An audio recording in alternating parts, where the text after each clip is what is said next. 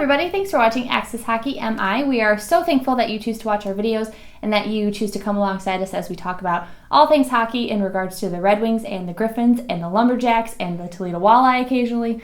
Today we're going to keep on the trend of talking about dudes that we've got in the draft and who are now signed to entry-level contracts. That's the official title, too. Dudes from the draft. Who are now signed to entry-level contracts because we're just looking forward to the new season to see kind of what is going on because we believe the Red Wings are in full developmental swing. So every time we see a new contract, we think of the importance of it to the Griffins and to the Red Wings in the future. So we're going to talk about two guys in particular today, and let's get going.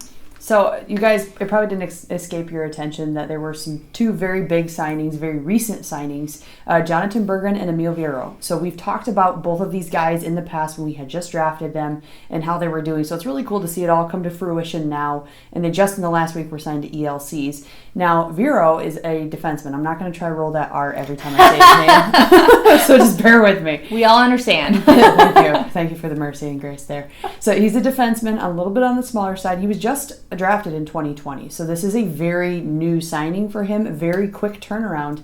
He had 14 points in 53 games played last season in the Liiga, and he is currently listed as being on loan for them in the 2021-22 season with TPS of Liiga, which is where he was at.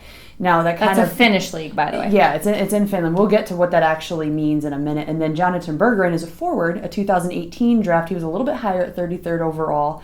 But older draft. Older draft, yeah. 45 points in 49 games played, and he tied for 6th place of skaters as scorers in the SHL. That's a lot of S's to say. He's really good, is what I'm trying to tell you. So both of these guys are pretty young still, 19 and 20, but it's a very quick turnaround for Detroit to actually be signing these kind of players.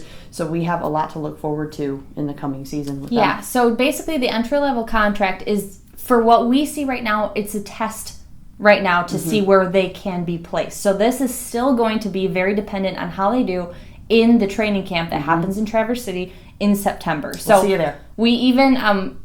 Steve Yzerman even said that himself, how no one really, and he said this last season too, no one has a for sure shot. You have to prove yourself in the camp. You have to show that you've made this progress. You have to show that you've listened to what they say and that you deserve a spot on the team. So even Mort Seider, he doesn't have a for sure shot until they don't want anyone just skating in. They want people who are going to try their hardest and who are going to make a huge impact on the team, because we're trying to make a good team here. And you can't do that if you've got all these guys who are like, I'm here because I'm great. Yeah. Even if they are. I'm safe. Yeah, you don't want to ever feel like you're safe because you want to always work your hardest to get in a roster spot. So these two guys are no exception to that. So right now, like Rachel said, Viro seems to be on loan right now for the next season. That could change. If he really surprises the brass, he could be maybe in Grand Rapids. He is pretty young. He still has some development to do. He's a smaller defenseman, and we've kind of got not a logjam of defensemen. We've got a few. But we have more kind of coming up that might, again, he's just going to have to really wow the brass if he wants a shot. So, and that's the same for Berggren too. So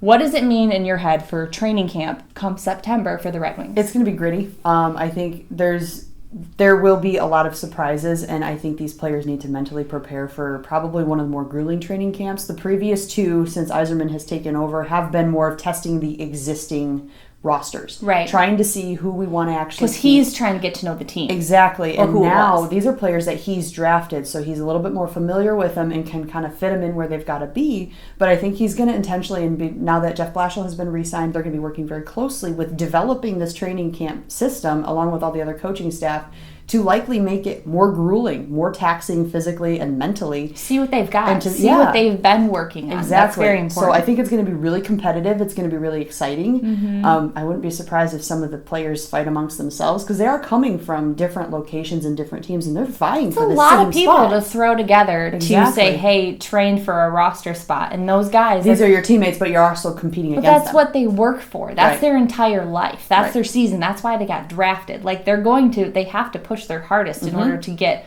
an eye on a roster spot, because there's a ton of guys who have been in the system, like Michael Rasmussen, Philip Zadina, Joe Veleno, those guys who are already going to get the eye on them, so they have to kind of compete for that as well. Not in a negative way, it makes it great. It's and those guys also have to up their game. Right. So I think this training camp... Because no one's safe. Exactly. This training camp, I think you're going to see a much higher level of competition within the organization, and that's going to be really cool to see, just to see who really steps up. And to see even who we get in this year's draft, to see kind of what that's going to throw into the loop. That's going to be interesting to see. So it's all interesting, guys. It's very interesting. So basically what we've noticed since Steve Yzerman has taken control of the Red Wings is a lot of fast developmental movement. Yes. So this season, and a little bit last season in particular, we're seeing a lot of these guys that we've drafted get chances, and it seems like they're getting chances a lot sooner than they were when Ken Holland was GM. Right. And I don't think that that's an accident. I think that the Red Wings are trying to say who they've got, what kind of skill that they've drafted, so they can work out a base, so they can start getting the young blood that Yzerman has always talked about, young, energetic team. And I don't think that this is any different either. No. These guys getting the ELC and we have seen in the past too, and something Janae and I have always kind of, and it's nothing against Ken Holland either. He's doing a great job right now, and he had the team for a long time. Exactly, but with the change of leadership, and it's for the last 2 seasons, it's almost been on the back end. A lot of front office changes, a lot of protocol changes. And that's not a lot of stuff that we see on the forefront now with these players moving. It really, it's kicking the development and the rebuild of the team into high gear, where it's now front and center. Yeah. Everybody can see what's going on. But I think a lot of it is Yzerman does not want to waste the talent we have. If it's not going to work, move on. Why get it if you're not going to use it? Like, what's the point of having guys playing over in Europe if you're not going to ever look at them and see if they're going to come over to Michigan or come over to play with Detroit or see what they can do? Because I think a lot of the time we've always said that we think a lot of talent ends up getting wasted because they're not looked at enough. Just stuck in the system. Yeah, we see a lot of players come through Grand Rapids that we're like, why have they not been pulled yet? Like, they're so good. They've impressed so much, but there's so many guys in the system that they've got to start weeding it out. Who are they going to protect in an expansion draft? Who are they going to trade? All that kind of stuff is, I think, what they're looking at. And I think one important thing to note, though, too, is though we're saying this is front and center right now, Yzerman is still preaching patience. So even with all these ELCs coming through and these a lot of prospects that are getting really close to being ready, we as a fan base, as journalists, whatever you want to call yourself, you have to be patient, because it's still going to be several seasons before these players are to their full potential. Yeah. So, and competitive for Stanley Cup. A lot of movement, but be patient. Yeah. And so that also means that Grand Rapids is going to kind of be rocked, I think, by a lot of this. This is going to hurt us because we've grown the last 5 seasons with some of these same guys. We've seen Joe Hicketts, Dominic Turgeon. The list goes on of guys that, and we mention them a lot. Yeah, we do. The list goes on with guys that we've watched from the year they were drafted. And so it's going to be hard, because I do believe some of those guys are going to be in jeopardy. The ones who can't be protected, or the ones that we choose to unprotect, or the ones that we choose to trade, just to make sure that we're getting in this young blood, basically. But I do think that because Detroit and Grand Rapids both place such a hold or an importance on having veteran leadership, I do think we're going to keep a good vet core with who we've got in Grand Rapids, because you always like to have those guys alongside the newbies to help grow the team. Yeah, and with this influx, and we touched on it last week too, the influx of prospects, they are younger and more immature. You know, their on-ice play might not show it quite yet, but there's still a lot of even off-ice maturity they have to develop in. So though in Grand Rapids we're expecting a ton of changes. Well, a lot of these guys who haven't even been maybe away from their billets or away from people who have been taking care of them. So coming to Grand Rapids is a culture shock. It's kind of an eye-opener. Like, okay, now I have to plan my own meals. And it sounds funny. Wait, I have to shop? Yeah, right? It sounds funny to say, but that's some of the stuff these guys are working with it's stuff they've never, and I think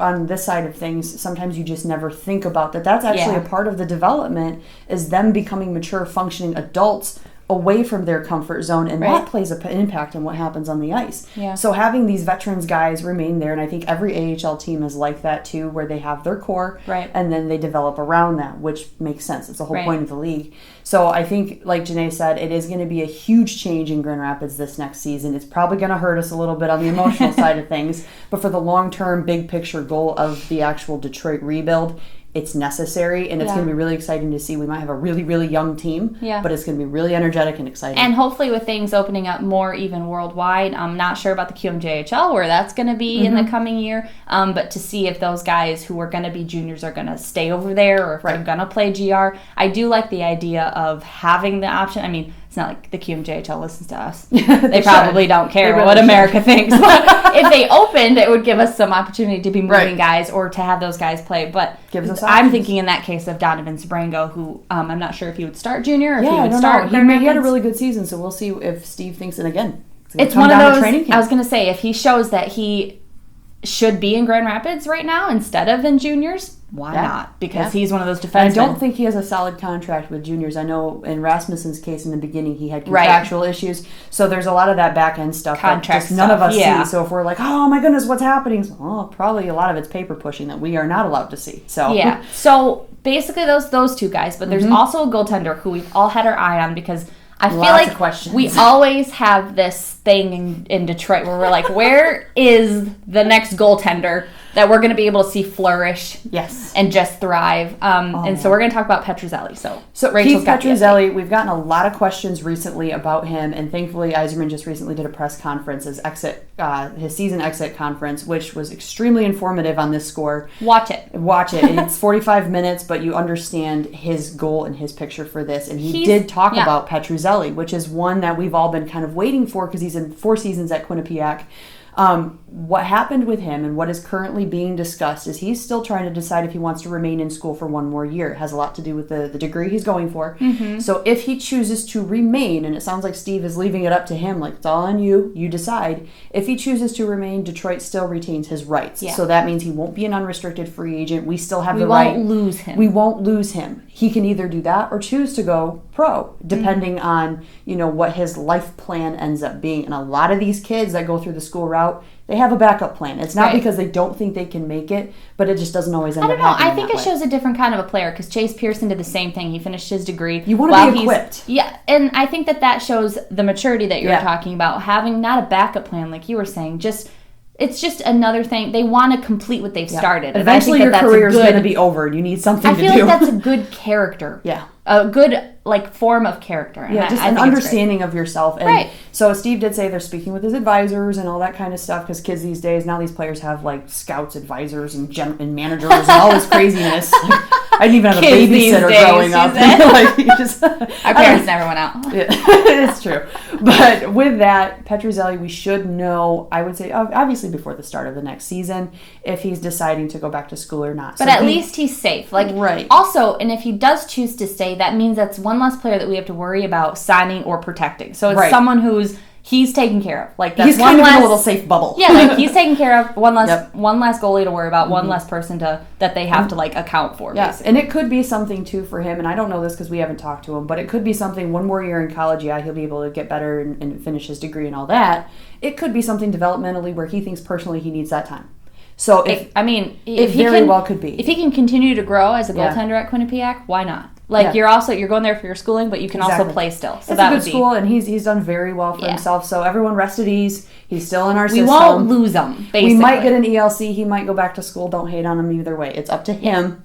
And from there... There's a lot of other pieces moving around. We don't just need goaltending to fit in a bubble. We have everything. Decent batch right now. I think everyone's been pretty happy with Detroit as far as Grice and Bernier. Yeah, that's been great. So that's kind of the down low on these 2 prospects and also Keither Petruzzelli. So let us know in the comments what you think about these 2 entry-level contracts, what you see it as, what you think Yzerman's doing with these 2 guys, and also who you're excited to see playing at training camp. Yes. If you go, that would be sweet. You can stream it as well. Yeah, so the Red Wings always have it on their YouTube too. It's definitely all the way in September, so we're already looking forward to the next season. We're booking our Airbnb now. We're already looking forward to the next season. Again, keep a lookout on our videos. We're going to be doing a lot of draft updates for the coming draft. We're very excited. We love draft time. So thank you so much again for watching our videos. Please like, comment, and subscribe, and we will see you guys next time. Bye, guys.